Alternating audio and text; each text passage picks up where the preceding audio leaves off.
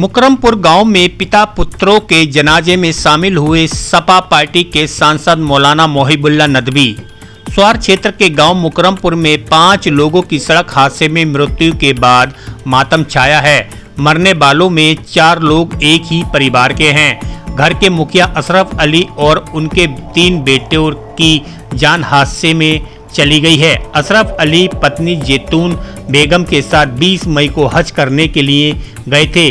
उनका भरा पूरा परिवार था। एक बेटी की शादी कर दी थी, बाकी बेटे थे और बेटे कमाने वाले थे, जिससे सबसे बड़े बेटे नक्शे अली ने सूरत में सिलाई का कारखाना कर रखा था। दूसरा बेटा आरिफ भी सूरत चला गया था, वहां उसने भी अलग सिलाई का कारखाना कर लिया था।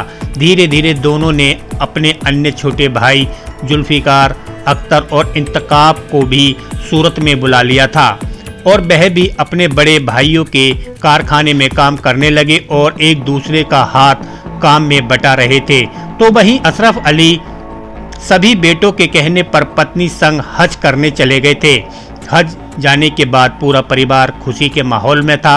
हज से वापस आने की खुशी में सभी बेटे सूरत से अपने गांव मुकरमपुर आ गए थे, जिसमें 4 बेटे नक्शे अली, आरिफ, इंतकाब और आसिफ माता पिता को लेने के लिए मुकरमपुर गांव का ही कार चालक एहसान अली दिल्ली लेने के लिए गए थे।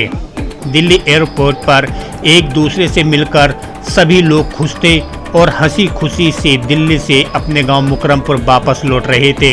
लेकिन किसी को अंदाज़ा नहीं था कि रास्ते में इनका मौत इंतज़ार कर रही थी। अचानक मुंडा पांडे मुरादाबाद से आगे कार का एक्सीडेंट हो गया और इसी हादसे में हाजी अशरफ अली, नक्शे अली, कार चालक एहसान अली, आरिफ का और इंतकाफ की दर्दनाक मौत हो गई।